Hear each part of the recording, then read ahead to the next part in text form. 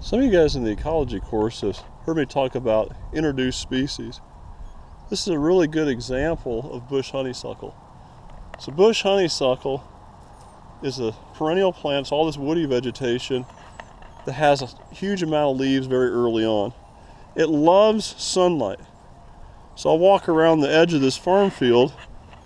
You can see the farm field. There's a little bit of a gully erosion down through down through that wooded area, which actually starts over here on the edge of this slope. So I'm going to swing it back around and walk you around a typical edge in Indiana. So you have a lot of honey locust, this really thorny variety. See these heavy duty thorns?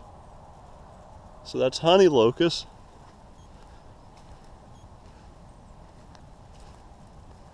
And then you can see the understory is all bush honeysuckle.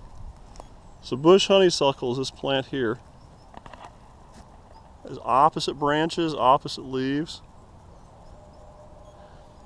Another introduced species is down here lower, and that's garlic mustard. So garlic mustard is a biennial. It competes with understory herbaceous plants, and then the overstory is being competed with or against all this bush honeysuckle. You can see out across this wooded area, the understory is all bush honeysuckle. So it has really deleterious effects on the regeneration of hardwood species in the understory. You kind of swing back around here and you can see it again.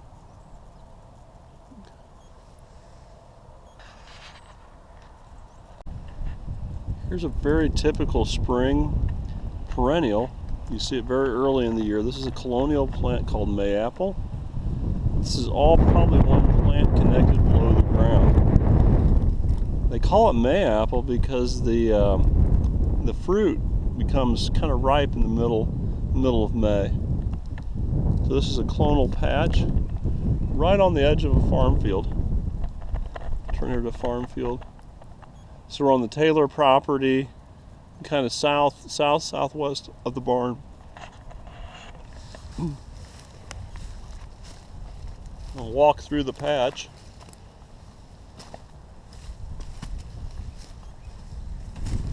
You can also see these little invasive plants with the little white flowers. They're in the mustard family. This is garlic mustard.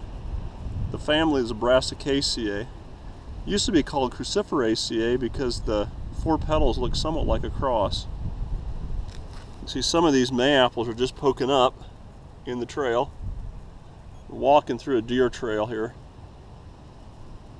Most of the vegetation, most of the understories is bush honeysuckle once again, right on the edge of the woodlot.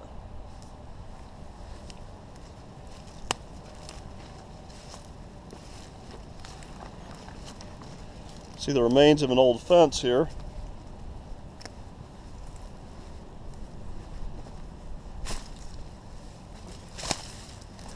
And these are all bluebells. So beautiful bluebells all through here. There's another location I'm going to take you to where they're even more prolific. Hopefully this picks up pretty well on the camera. These are perennials. They're cryptophytes. We talked about that earlier this semester. You can see quite a few of them out here. Unfortunately, the understory is almost all this bush honeysuckle. It'll eventually crowd out all these other spring forbs. You see over here in the distance another mayapple patch. Let's walk up this way. This is kind of a cool tree. It's a tree called hackberry. They used to put this in the elm family. Now it's in the same family as cannabis.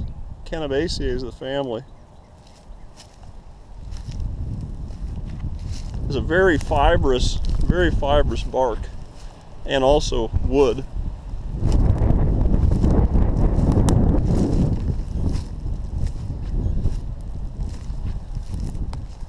Another patch of bluebells.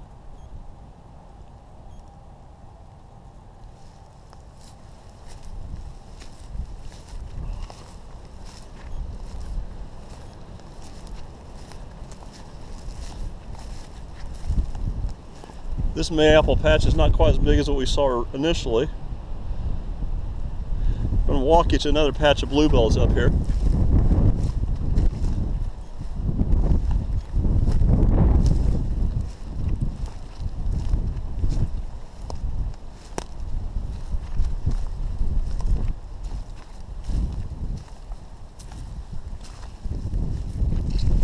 There's quite a few right in through here.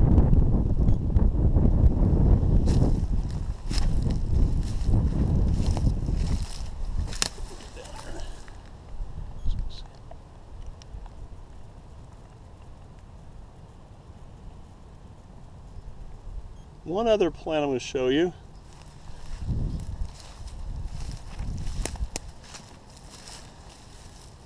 It's called a trillium. Trilliaceae is the family. This is a toadshade trillium, and deer love these. They love to chew them off. Just kind of pan back where we were just at.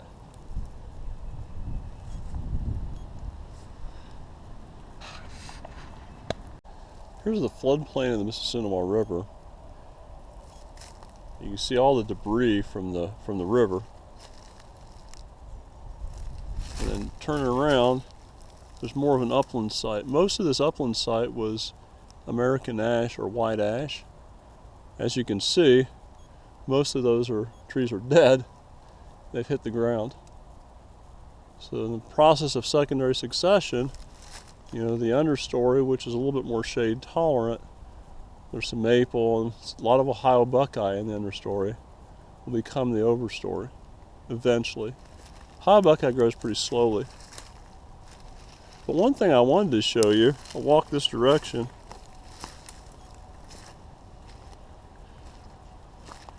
is an eagle's nest. There's an eagle's nest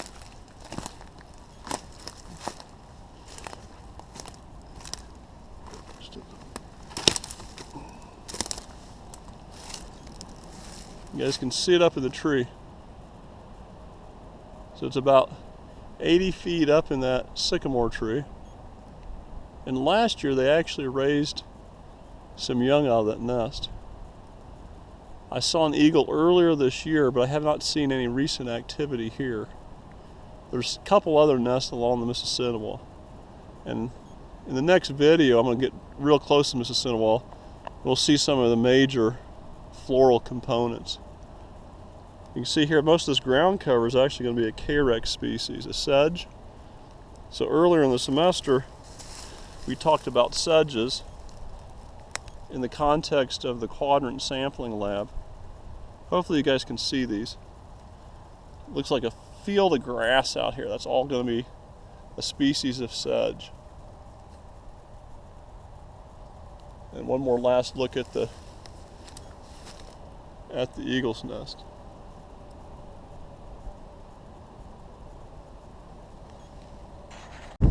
Now we're down along the Mississinewa River.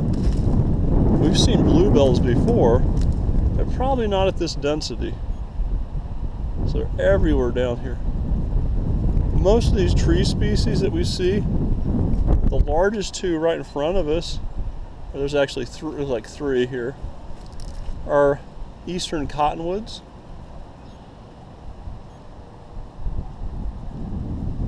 They're over 100, probably 130 feet tall, if not taller. It's quite breezy today, so I apologize for the wind noise in the camera. You see along the river, the bluebells are everywhere. Kind of get down on their level here to get a better picture of them all.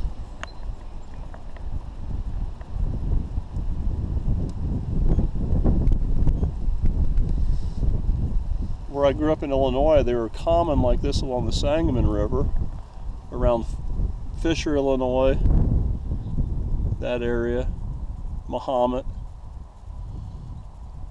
even around the middle fork of the Vermilion River as well. You can see all these bluebells are everywhere.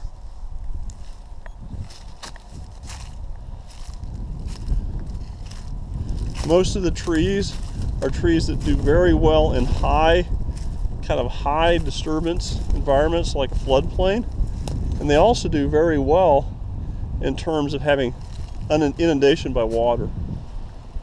So we see here's the tree that's leafed out is Ohio buckeye. We got the large tree behind us. Behind it is Celtis occidentalis, or hackberry. Most of the soil here is pretty sandy, so a lot of these trees will have their roots all the way down basically to the water table. You see here it's very sandy. The soil is very sandy. Sand in the soil. There's a piece of a freshwater mollusk, or basically a freshwater clam, a mussel. You can see all these bluebells everywhere along the river.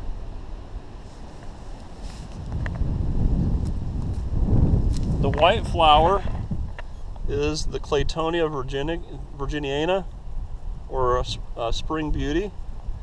We talked about this earlier in the semester in the context of ants moving it around because it has a seed coat that's very nutritious. So the seeds are actually moved around by mostly ants.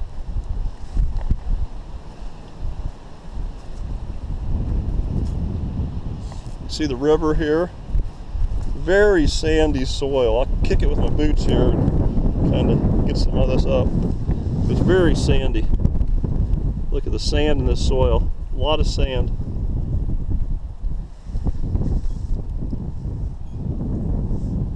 And out across the river,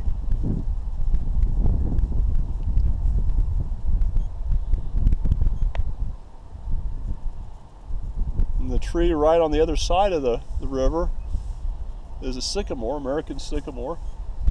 We'll see some more of those.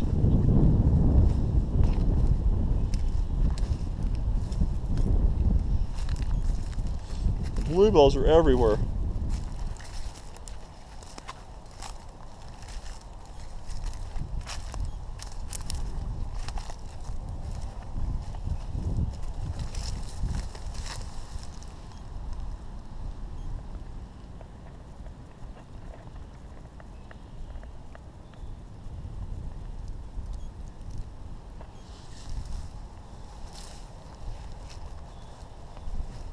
I almost hate to walk through them. The deer have already. This is kind of a deer trail. A lot of dead elm trees on the edge. More Ohio buckeye.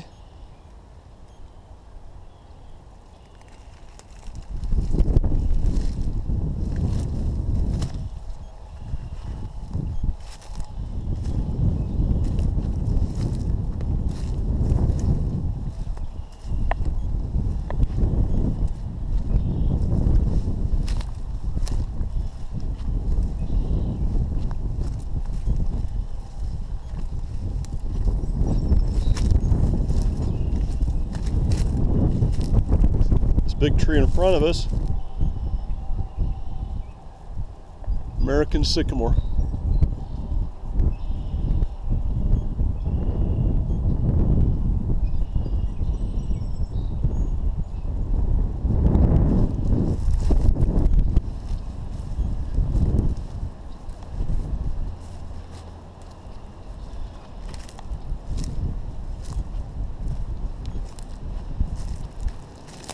Another tree on this bank.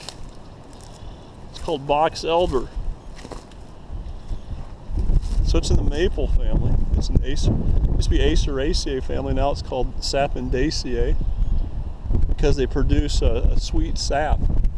So in the eastern United States, we typically use sugar maple to make maple syrup. The Plains Indians actually used box elder to make a sweet syrup out there, so they didn't have access to sugar maple. like the Iroquois and the, you know, the Indians from upstate New York would.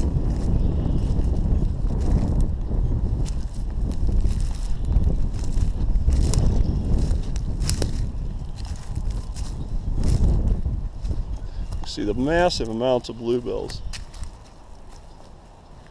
just everywhere.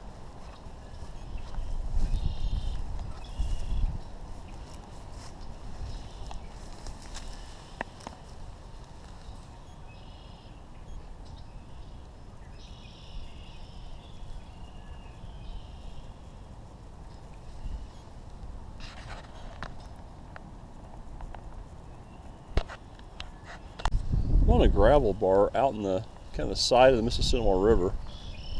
Once again, the number of mussel shells are all over the place. So they wash up, raccoons eat them. And just a second ago, I actually saw a river otter. Didn't have the camera, unfortunately. It jumped right into the water. With the trees, once again, there's a lot of sycamore right here. I'm going to walk the kind of length of this.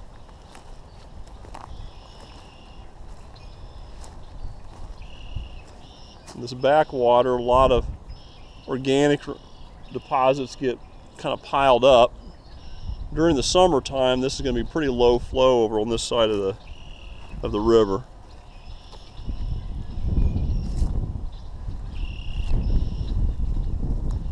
And unfortunately, a lot of other things wash up, like looks like an old seat here. A car seat of some sort.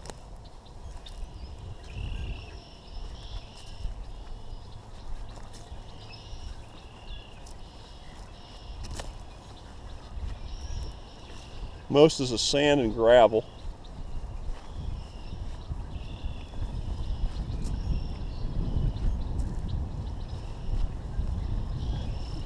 A few little blue flowers out here. These are violets. So they're blue violets.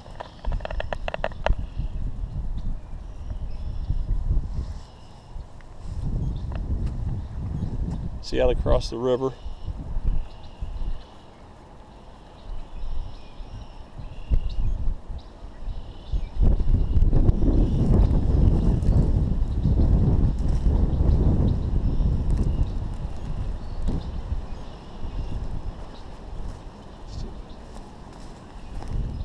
Pieces of dead ash trees that have washed down the river.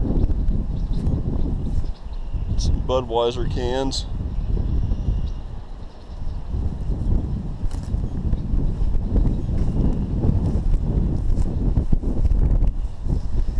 Different species of freshwater mussels here.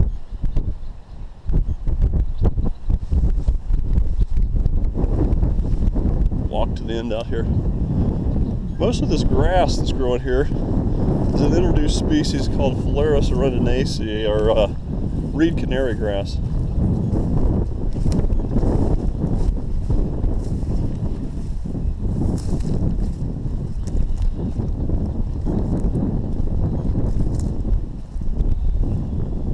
You get old tires washing up. A lot more gravel right in there.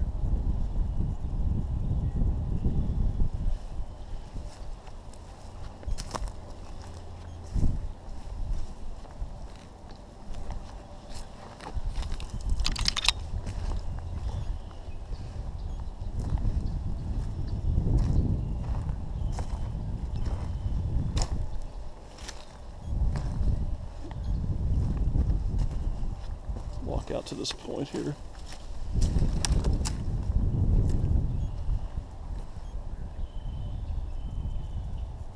Hopefully you can hear the birds in the background. Almost everyone that's singing is a red-winged blackbird.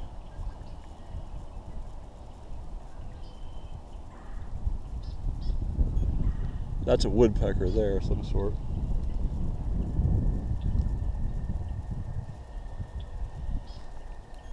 It's a beautiful area.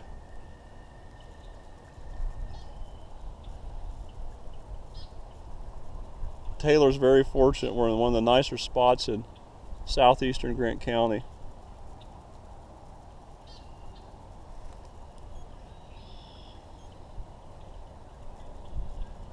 if you can see that in the water, but there are a lot of large mussel shells in the water.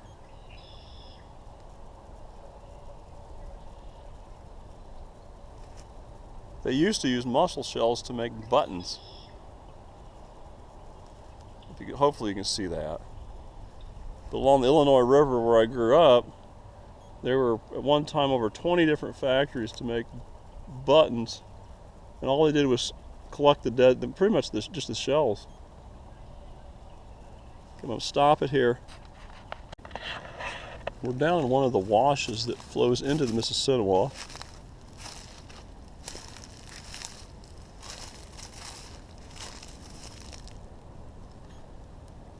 You can see there's a large cottonwood tree.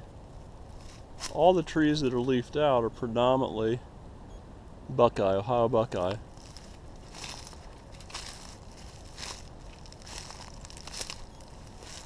Most of the species that we're seeing here like it fairly moist.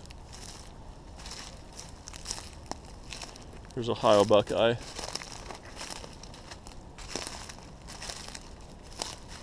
Pretty large boulders that were deposited by the glacier.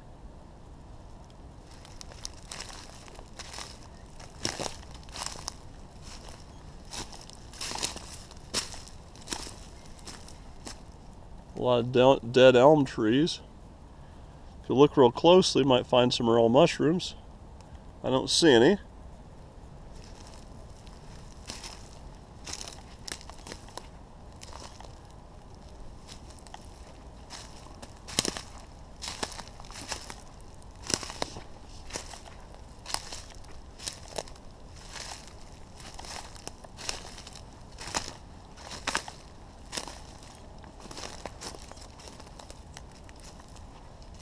There's an elm, another elm tree, right in front of us. You can see the Mississinewa River in the distance there. There's a bitternut hickory. It's a hickory that's more common in the low areas, around these washes, on the terrace, kind of the first terrace up from the river. In the upland sites, you find either pignut hickory or shagbark hickory.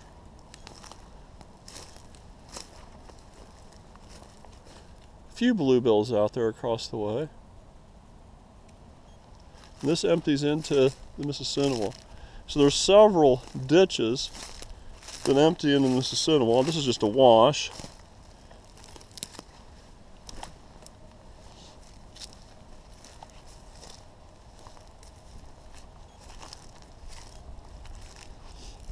On this hackberry tree, a lot of poison ivy. That vine that you see, or a lot of vines.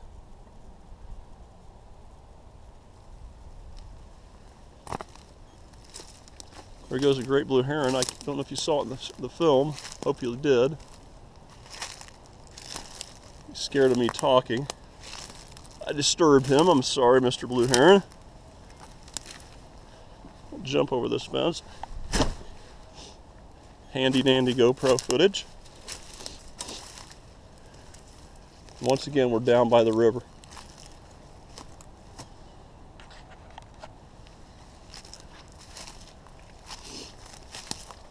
Beautiful spring day.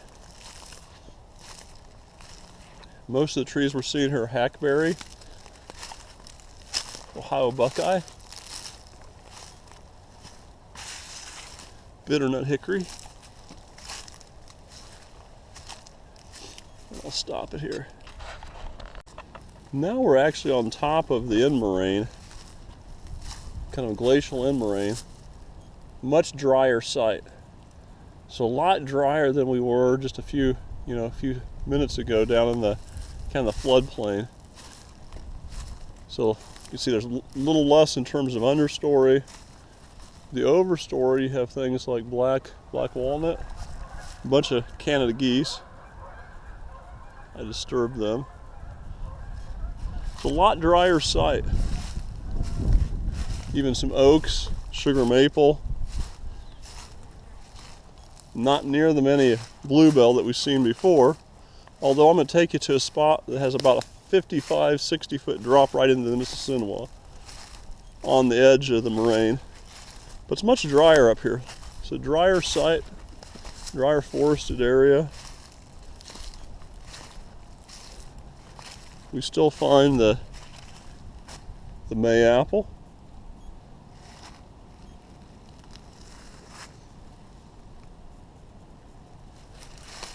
Species oak, bur oak actually.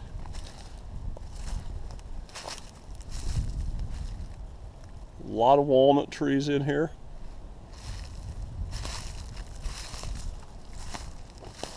Still have some Ohio buckeye, but it's a much drier site. I'm gonna walk a few more steps and we'll continue. The next site will be right at the edge of the moraine over the top of the Mississinewa. So we're quite a ways above the Mississinewa right here. As promised, we're on the end moraine. This is the Mississinewa moraine, this is the end moraine. We're about 65 feet, 70 feet above the Mississinewa River. So in previous videos, I was down on the floodplain. I'm going to walk this deer trail to give you an idea of kind of the species that are up here. It's a little windy, and I apologize for that. But I don't want to go carting off, do cartwheeling in the Mississinewa River here, so be somewhat cognizant of my footing. But you can see down there this great blue heron flying, probably the same one we saw earlier. At least I did. Most of the species up here are dry site species. We have a species of tree, is Ostrya virginiana, or eastern hop hornbeam. Another species, this is northern red oak, Quercus rubra. This little guy, sugar maple, just getting ready to send out some leaves. They'll leaf out a little bit before the oaks. Okay, we got northern red oak over here. Pignut hickory. So it's pretty dry up here. There'll be a few bluebells.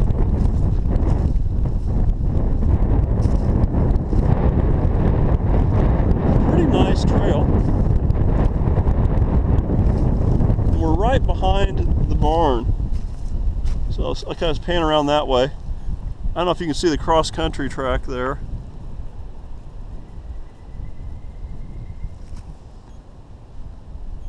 I can hear a pileated woodpecker. Hopefully it came across on the camera. But most people walk the track, they have no idea how beautiful it is right here. They might be afraid of something in the greenery. Who knows? But I've never seen anybody up here. So when you come back in the fall, you guys can do some exploring back here. It's really pretty. Kind of look down on the very steep slope. This is a type of soil. We talked a little bit about soils earlier this semester, but this is an inceptisol, the soil with very little profile development. And the soil series is actually named for a town pretty near where I grew up called Hennepin, Illinois. And these soils are found on end moraines, mostly end moraines. Keep walking through. It's really pretty. It's almost like you're in Kentucky, parts of Virginia. It's a very beautiful landscape. A little bit of bluebells and the evil bush honeysuckle. Got another very large northern red oak, one of the nicer trees in our forest.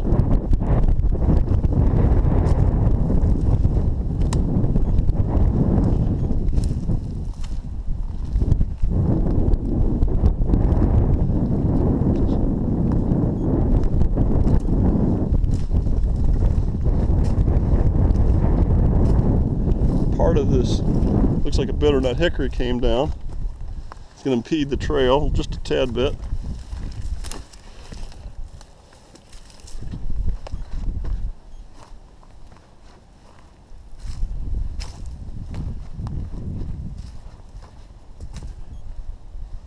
Get a real good view out across the river. Really a privilege to be up here.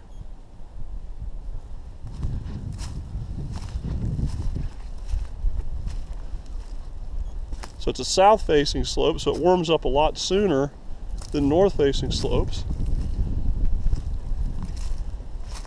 It's pretty green in the understory.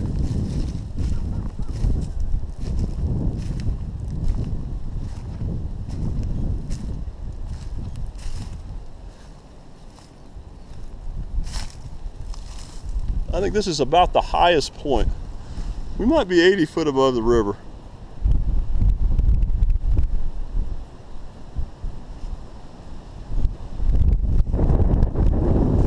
A lot of mayaples in here.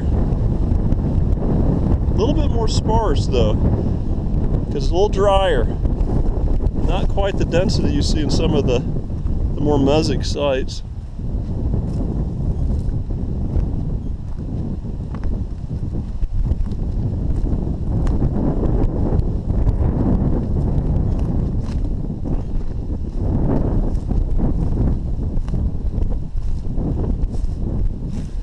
One of the nicest areas in the Arboretum.